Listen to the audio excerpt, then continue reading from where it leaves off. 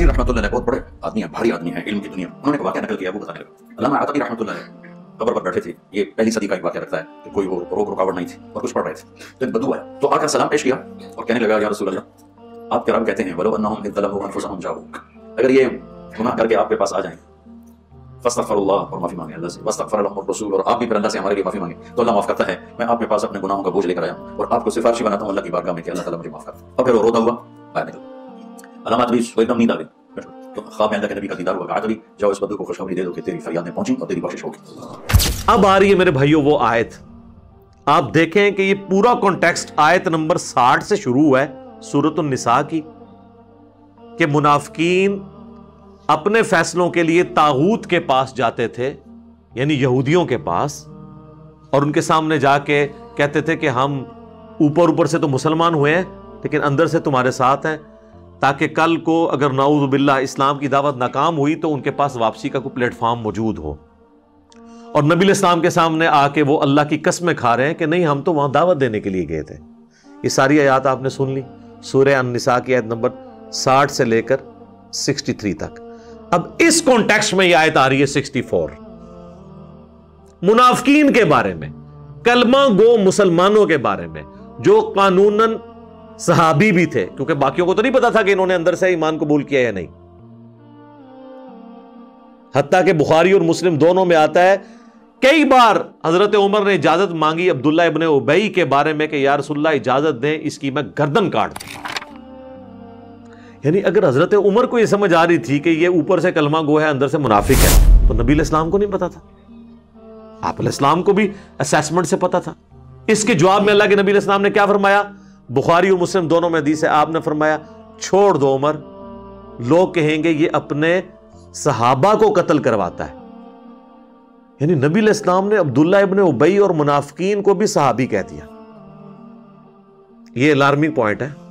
मैं इसकी इंजीनियरिंग नहीं करता, फिर आप लोगों को बुरा लगेगा।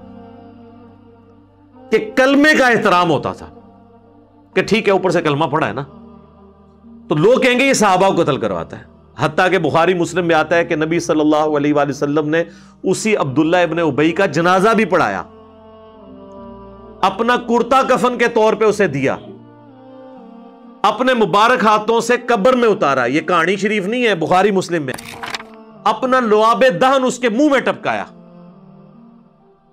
तो आपकी नजर में तो शायद इतना कुछ करने के बाद उसकी बख्शिश हो जानी चाहिए, लेकिन कुरान में अल्लाह ताला ने सूरह अत-तौबा में फरमाया आप 70 दफा भी इनके लिए दुआ करें ना, हमने इनकी मगफरत नहीं करनी, हमने इन्हें मुआफ नहीं करना, क्योंकि ये अल्लाह और उसके रसूल के दुश्मन है। और ए नबी, आंदा से ना तो आपने किसी मुनाफिक का जनाजा पढ़ाना है, ना उसकी कब्र पे जाके खड़े होना है। बैन कर दिया अल्लाह ने। तो ये पूरा कॉन्टेक्स्ट वो चल रहा है कि मुनाफिकीन अपने फैसलों के लिए, बाज़-औक़ात अपनी मर्जी का फैसला लेने के लिए, अगरचे हाकिम के तौर पर, पॉलिटिकल लीडर के तौर पर, एक दीनी लीडर के तौर पर भी, और पैगंबर की हैसियत से नबी इस्लाम को मानते थे, उसके बावजूद जब अपनी मर्जी का फैसला लेना होता था यहूदियों के उलमा के पास जाके फैसला करवाते थे। पैगंबर की मौजूदगी में मौलवियों का क्या काम है कि आप जाके उनसे फैसले करवाएं?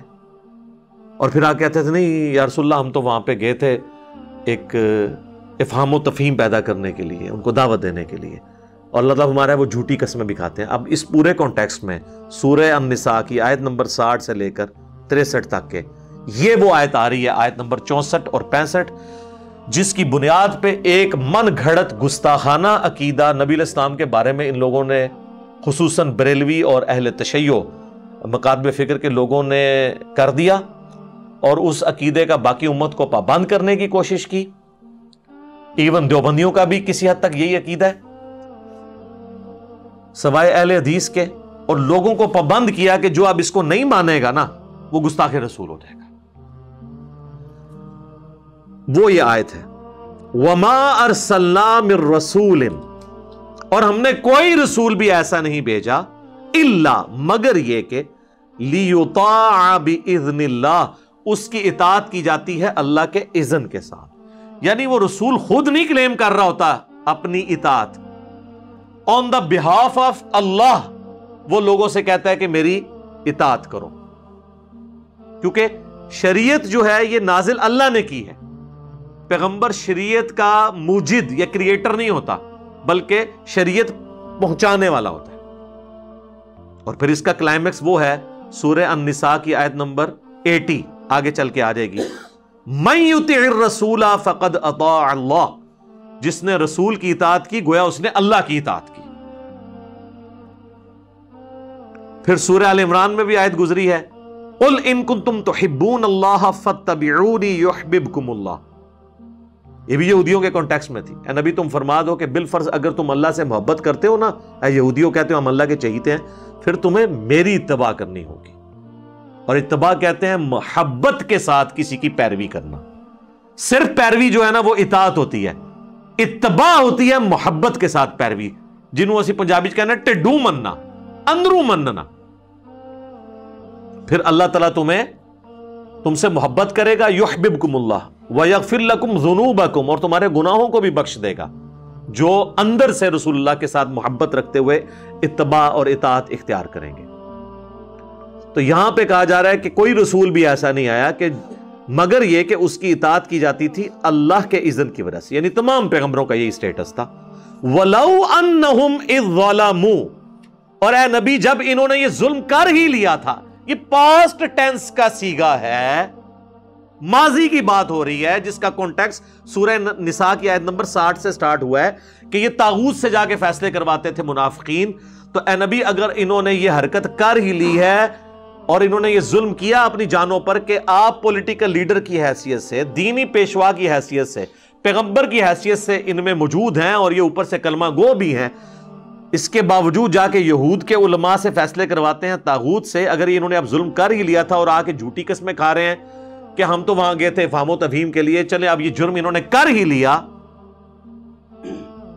انفسہم اپنی جانوں پر، ولو انہم اذ ظلموا انفسہم اپنی جانوں پہ انہوں نے جو ظلم کر لیا، جاؤکا اب انہیں چاہیے کہ وہ آپ کے پاس حاضر ہو جائیں۔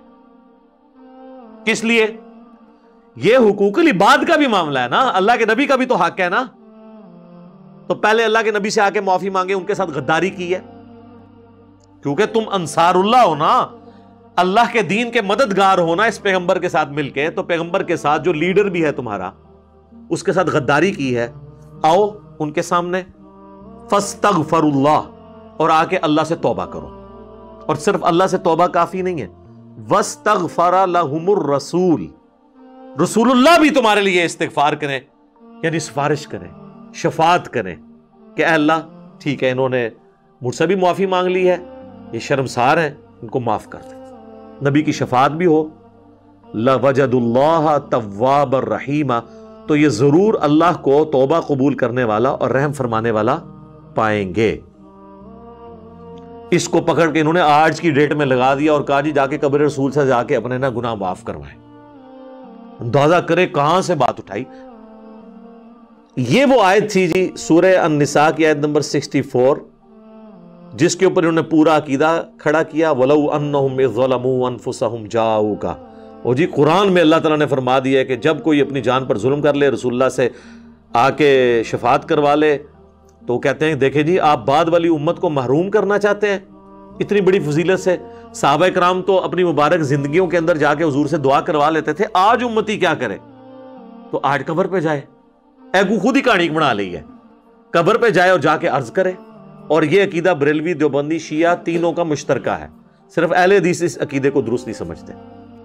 اب یہ دھوکہ دینا کہ جی آج کے لوگ کدھر جائیں جی شفاعت کے لیے، صحابہ کرام تو اتنا فائدہ اٹھا لیا انہوں نے، آج کے امتی کیا کریں؟ سر آپ کے بارے میں بھی اللہ کے محبوب صلی اللہ علیہ وآلہ وسلم کی حدیث ہے صحیح مسلم میں کہ جو اذان کا جواب دے اس کے بعد مجھ پہ درود شریف پڑھے، اللہم صلی علی محمد وعلی آل محمد، اور پھر الوسیلہ والی دعا مانگے تو قیامت والے دن میری شفاعت اس کے لیے حلال ہو جائے گی۔ اس کے لیے قبر رسول پہ جانا ضروری نہیں ہے، یہاں پہ بھی آپ یہ سب کچھ کریں آپ کو فضیلت ملے گی۔ پھر جامعہ ترمذی میں حدیث ہے کہ جو شخص اللہ کا ذکر اور دروشی پڑھ کے اللہ کی طرف متوجہ ہوتا ہے، اللہ تعالیٰ اسے عطا فرماتا ہے۔ لہٰذا آج کے ڈیٹ میں بھی کسی نے توبہ کروانی ہے تو اللہ کا ذکر کرے، دروشی پڑھے، اللہ کی طرف متوجہ ہو، کسی جگہ نہ بھی جائے تب بھی اللہ تعالیٰ اس کی دعا قبول کرے گا۔ لہٰذا یہ بھی جو شیطانی وسوسہ تھا اللہ کے فضل سے میں نے اس کو سیٹل کر دیا، الحمدللہ۔ اب اس عقیدے کی بنیاد کیا ہے، وہ چند ایک باتیں میں ایک ایک کر کے اسے کور کر دیتا ہوں۔ ایک تو آپ کو یہ اس کا کانٹیکسٹ سمجھ آ گیا کہ یہ اس دور کے اعتبار سے تھا۔ وہ کہتے ہیں جی قرآن کی آیات تو جنرل ہیں، آپ ان کو حضور کے زمانے تک کر رہے ہیں۔ یہ وہ لوگ ہیں جب انہیں ہم توحید کی کوئی آیات بتاتے ہیں کہتے ہیں یہ تو بتوں کے بارے میں ہے، تو کافروں کے بارے میں نازل ہوئی ہیں، اور جب یہ آیت آئی تو اس کو آج بھی فٹ کرنے کے لیے تیار ہے۔ تو آپ اس بات کو سمجھ لیں، آدھی بات ان کی درست ہے۔ ہم بھی کہتے ہیں بتوں کی آیات آپ نہ لگائیں اہل ایمان کے اوپر۔ ہمارے پاس تھوڑی آیات ہیں جو قرآن حکیم میں انبیاء کے بارے میں ہے کہ وہ نہ کسی کے نفع کے مالک ہیں نہ نقصان کے۔ سورۃ الاعراف آیت نمبر 188 بالکل واضح آیت ہے جس کے اندر اللہ کے محبوب صلی اللہ علیہ وآلہ وسلم کے بارے میں آیا قُلْ لَا أَمْلِكُ لِنَفْسِي نَفْعًا وَلَا ضَرًّا، اے نبی تم فرما دو میں تو اپنی جان کے لیے بھی کسی نفع اور نقصان کا مالک نہیں ہوں، إِلَّا مَا شَاءَ اللَّهُ، ہاں مگر جو اللہ میرے لیے فیصلہ کرتے۔ وَلَوْ كُنْتُ أَعْلَمُ الْغَيْبَ، اور اگر میں خود غیب جان لیتا، لَاسْتَكْثَرْتُ مِنَ الْخَيْرِ، تو میں بہت خیر کثیر جمع کر لیتا، وَمَا مَسَّنِيَ السُّوءُ، اور مجھے کبھی کوئی تکلیف نہ پہنچتی۔ جب مجھے پہلے ہی پتا چل جاتا کہ میرے ساتھ یہ معاملہ ہونے والا ہے میں کوئی اس کا تدارک کر لیتا۔ ان انا الا نذیر و بشیر، میں تو نہیں ہوں مگر ڈر سنانے والا اور خوشخبری سنانے والا، لقوم یؤمنون، ان کے لیے جو بات ماننا چاہیں ایمان لانا چاہیں۔ تو یہ واضح قرآن میں آ گیا ہے تو اس کی بات تو ضرورت ہی نہیں ہے۔ پھر سورۃ المائدہ میں اللہ تعالیٰ نے اولو العزم پیغمبر عیسیٰ ابن مریم اور ان کی والدہ جو اولیاء کی سردار ہیں، ان سے بڑھ کے تو کوئی بزرگ نہیں ہو سکتا نا جو پیغمبر کی ماں ہے، ان کے بارے میں ہے مل مسیح ابن مریم الا رسول، المائدہ 75۔ مسیح ابن مریم تو نہیں تھے مگر ایک رسول، قد خلت من قبلہ رسول، ان سے پہلے بھی کئی رسول گزرے، وامہ صدیقہ، اور ان کی ماں سچی عورت تھی، کانا یاکلان الطعام، دونوں کھانا کھانے کے محتاج تھے، کھانے کے محتاج تھے۔ انظر کیف نبین لہم الآیات، اے نبی دیکھو ہم اپنی آیتیں کس طرح کھول کھول کے بیان کرتے ہیں، لگی لپٹی بات نہیں، کھول کے۔ ثم انظر انا یؤفکون، اور ان کی طرف بھی دیکھو پھر بھی الٹے پھیرے جا رہے ہیں۔ اس کا مطلب ہے کہ جس نے بات نہیں سمجھنی اس کو کھلی بھی بات بھی سمجھ نہیں آئے گی۔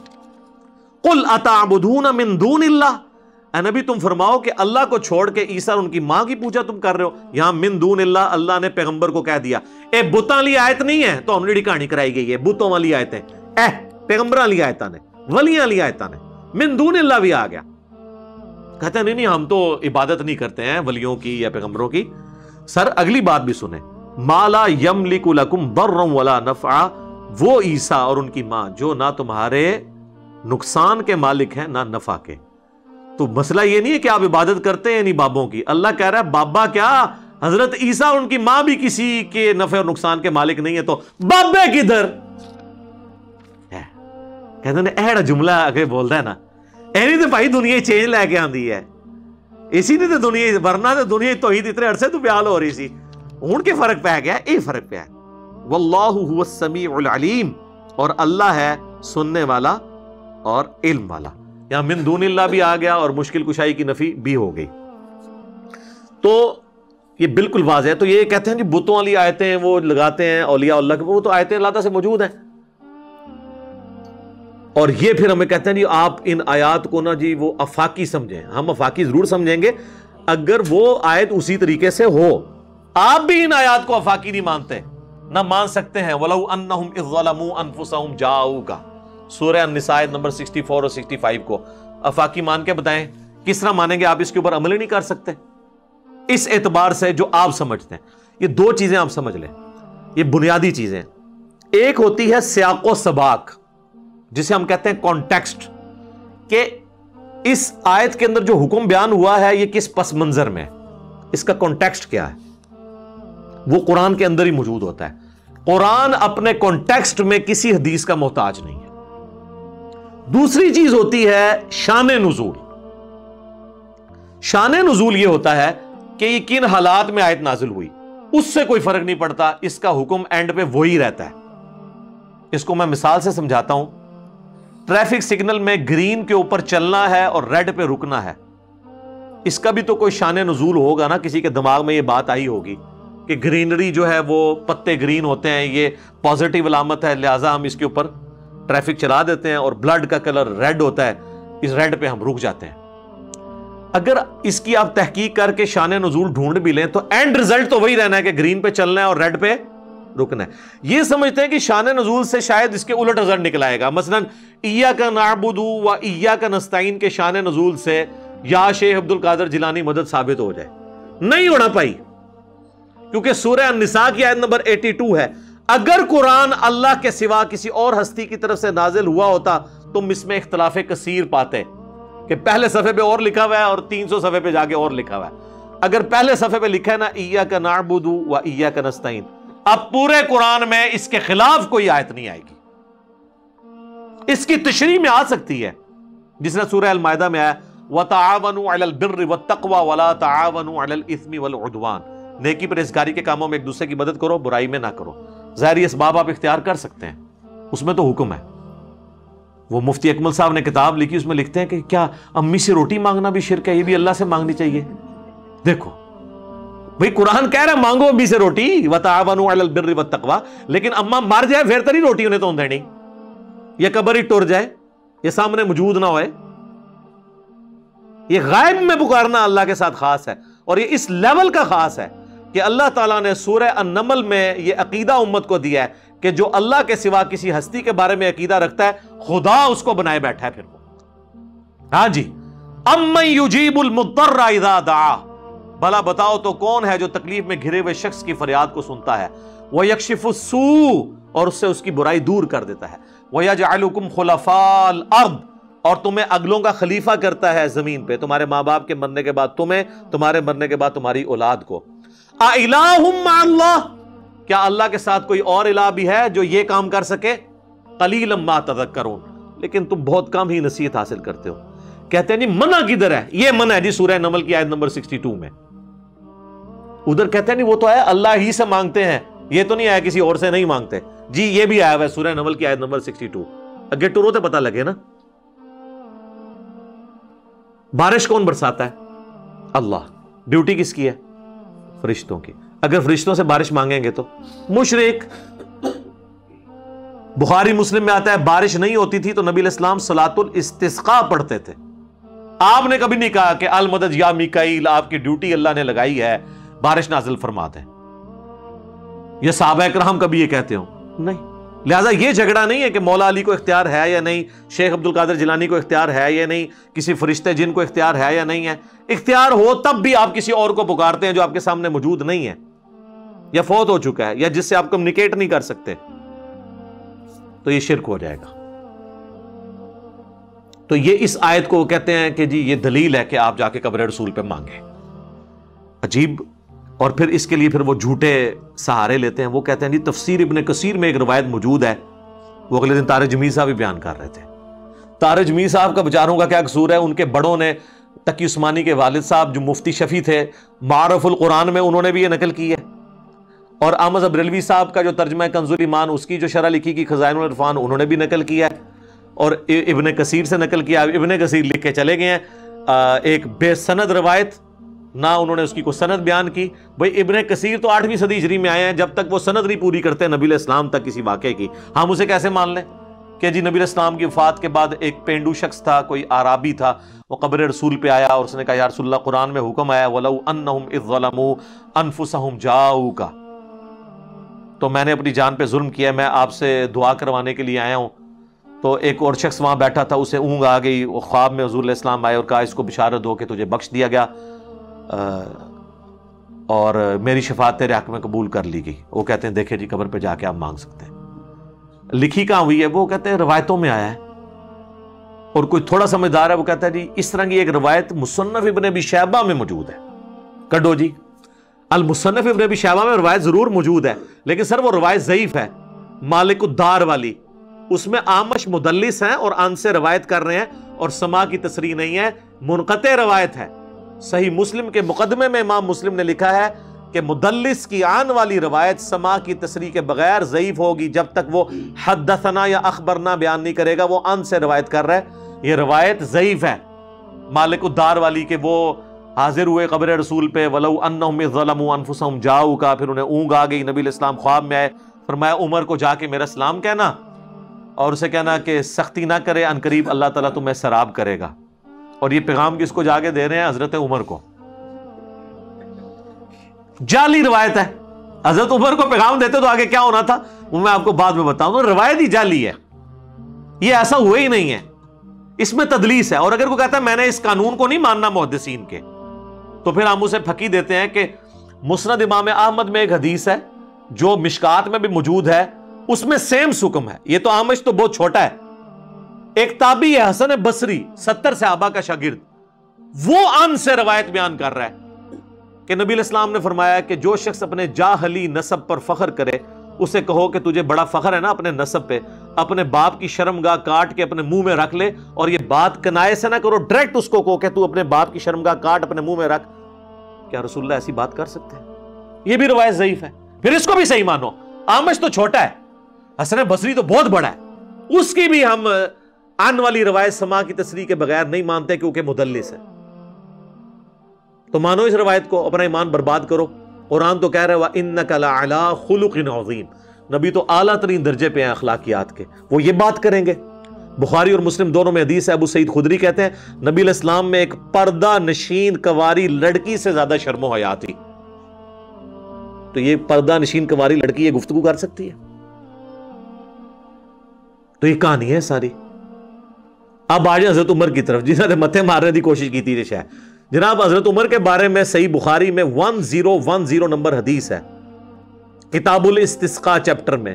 وہ کہتے ہیں اللہ تعالیٰ سے دعا کرتے ہوئے اِنَّا كُنَّا نَتَوَسَّلُ إِلَيْكَ بِنَبِيِّنَا، اے اللہ بے شک پہلے ہم تیرے نبی کو وسیلہ بنا کے لاتے تھے تیری بارگاہ میں. یعنی جب بارش نہیں ہوتی تھی تو حضور کو لے کے آتے تھے، حضور ہمیں نماز پڑھاتے تھے، حضور کی دعا کی برکت سے بارش نازل ہوتی تھی صلی اللہ علیہ وآلہ وسلم. ہم اب حضور کے چچا عباس کو لے کر آئے ہیں، ہم پہ بارش نازل فرما دیں. عباس کی دعا کی برکت سے انس بن مالک کہتے ہیں بارش شروع ہو جاتی. حضرت عمر کو کسی نے نہیں پوچھا کہ یا امیر المومنین، یہ پینڈو لوگ جا کے تو قبر رسول سے جا کے بارش مانگ کے آ رہے ہیں، آپ خلیفۃ الرسول ہیں،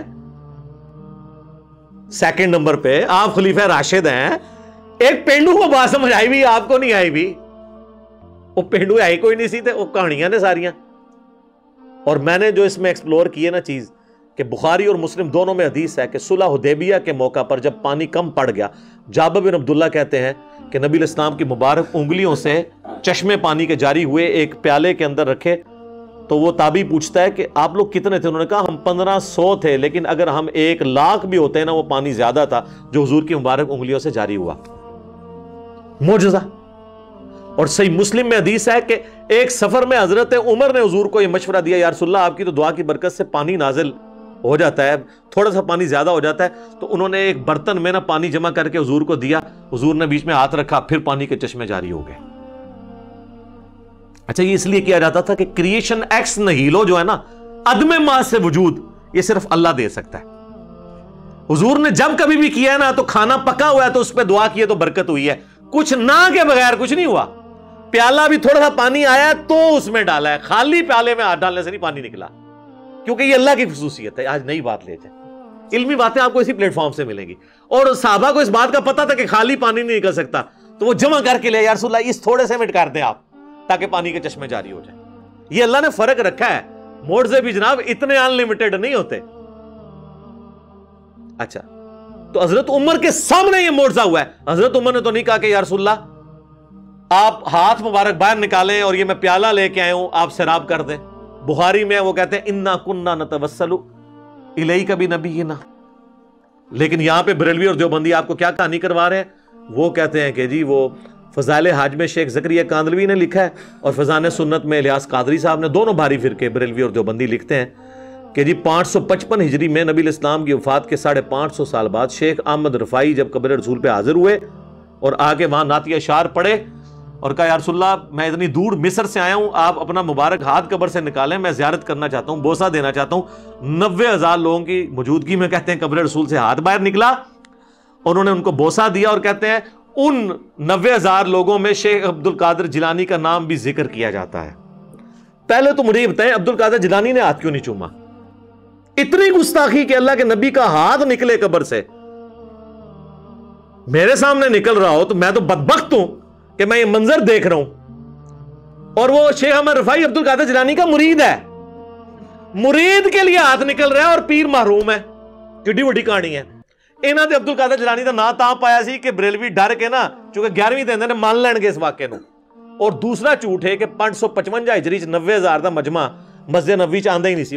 90,000 کا مجمع تو آج سے 100 سال پہلے بھی نہیں آتا تھا، اور آپ لوگ 1000 سال پہلے بتا رہے ہو مسجد ہی چھوٹی سی تھی. کہانی ہے بالکل کہانی. اور اس طرح کی کہانی انہوں نے پھر مشہور کر دی. اور حضرت عمر کا میں نے آپ کو عقیدہ بتا دیا. اور یہ کہانی پھر یہاں ختم نہیں ہوئی سر. المحند علی المفند میں انہوں نے نبی الاسلام کے بارے میں لکھا کہ ہم حضور کو اپنی قبر کے اندر دنیاوی زندگی کے ساتھ مانتے ہیں. دنیاوی زندگی، حالانکہ وہ آخرت کی ہے. اللہ تو شہید کے بارے میں کہہ رہا ہے وَلَٰكِن لَا تَشْعُرُونَ، شہید زندہ ہے لیکن تمہیں اس کا شعور نہیں ہے. یہ کہتے ہیں نبی الاسلام کی دنیاوی ہے. سر دنیاوی ہے تو پھر سانس، ٹوائلٹ، کھانا پینا کدھر گیا؟ اور اعلیٰ حضرت تو ایک سٹیپ آگے گئے ہیں نا جب الفضات میں. انہوں نے کہا کہ یہ اتنی حقیقی حصی دنیاوی ہے کہ قبروں میں انبیاء پہ بیویاں ان کی ازواج مطہرات پیش کی جاتی ہیں، وہ ان کے ساتھ شباشی بھی فرماتے ہیں. یہ کہتے ہیں اس میں کون سی گستاخی ہے؟ اپنی بیوی کے ساتھ ہی صحبت کر رہے ہیں. گستاخی یہ ہے کہ آپ نے رسول اللہ پہ جھوٹ باندھا ہے. بخاری مسلم دونوں میں حدیث ہے، اور مولا علی سے یہ حدیث، مسلم کی پہلی حدیث یہ ہے جس نے میری طرف کوئی جھوٹی بات منسوب کی وہ اپنا مقام جہنم میں دیکھ لے. یہ کس جگہ لکھا ہوا ہے کہ رسول اللہ صلی اللہ علیہ وسلم کی قبر مبارک میں یہ سب کچھ ہو رہا ہے؟ مسند احمد میں حدیث ہے، مشکات کے اندر بھی. اما عائشہ کہتی ہیں جب سے عمر یہاں دفن ہوئے ہیں میں تو پردے کے بغیر قبر کے پاس نہیں جاتی ہوں. اس سیدہ عائشہ کے سامنے کوئی یہ کہنا کہ اس قبر کے اندر بیویاں پیش ہو رہی ہیں تو آگے آپ دیکھ لیں.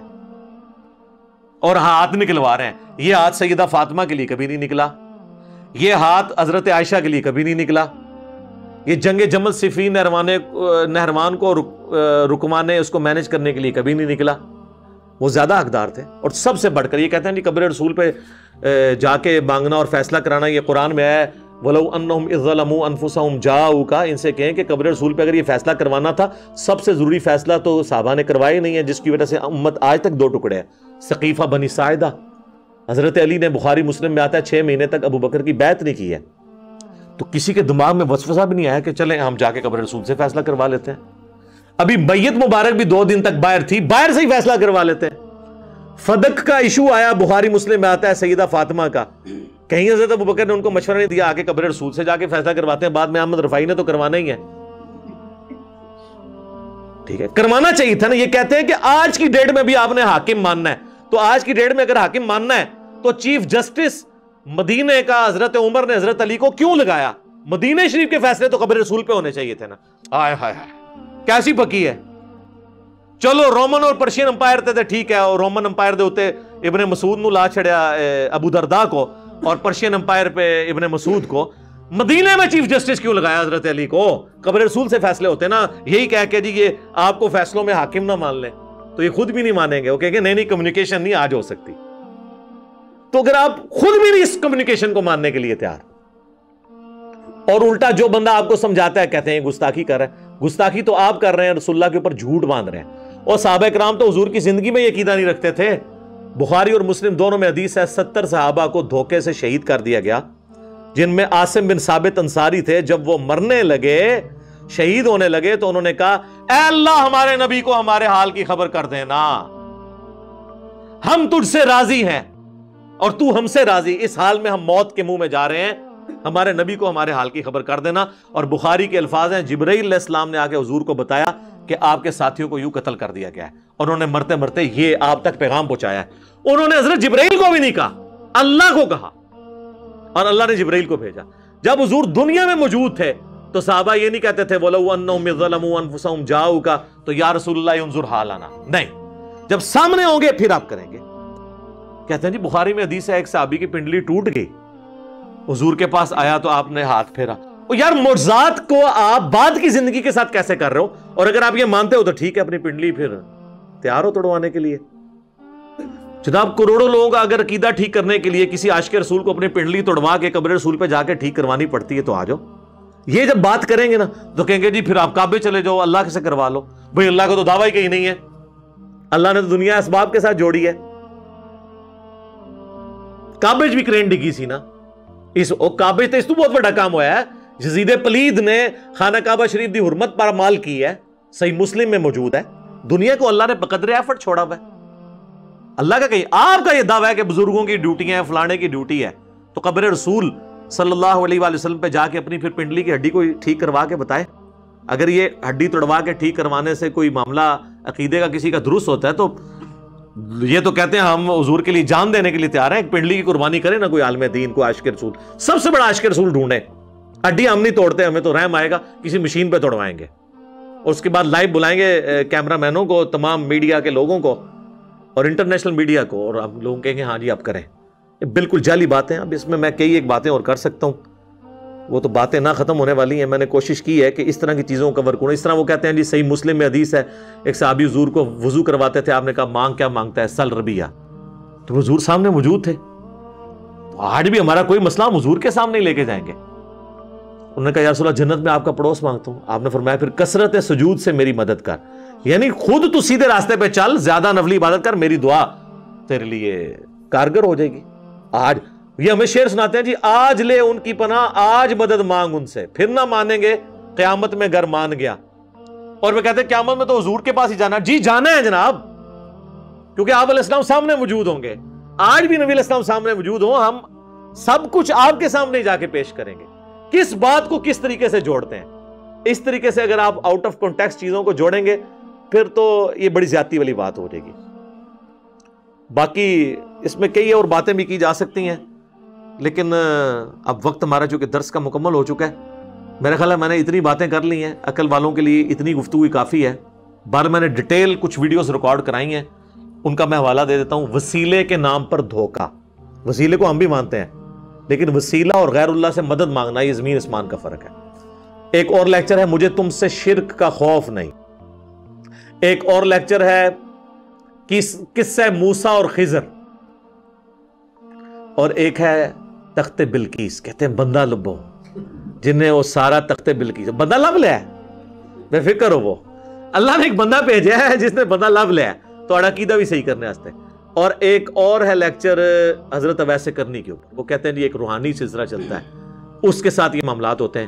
یہ وہ ساری ویڈیوز ہیں جو اگر الگ الگ میں ان کے اوپر گفتگو کروں تو 3-4 گھنٹے اور لگ جائیں گے. یہ آپ ویڈیوز دیکھیں. دعا صرف اللہ ہی سے میرا ریسرچ پیپر ہے, وہ بھی آپ پڑھیں تو انشاءاللہ آپ کو سچائی کھل کر سامنے آ جائے گی. اللہ تعالیٰ سے دعا ہے جو حق بات میں نے کہی اللہ تعالیٰ ہمارے دلوں میں راسخ فرمائے. اگر جذبات میں میرے منہ سے کوئی غلط بات نکل گئی تو اللہ تعالیٰ ہمارے دلوں ہی سے اسے دھو ڈالے, ہمیں معاف بھی کر دے, ہمیں کتاب و سنت کی تعلیمات پر عمل کر کے دوسرے بھائیوں تک پہنچانے کی توفیق عطا فرمائے. سبحانک اللہم و بحمدک اشہد ان لا الہ الا انت استغفرک و اتوب الیک وما علینا الا البلاغ المبین. جزاکم اللہ خیرا.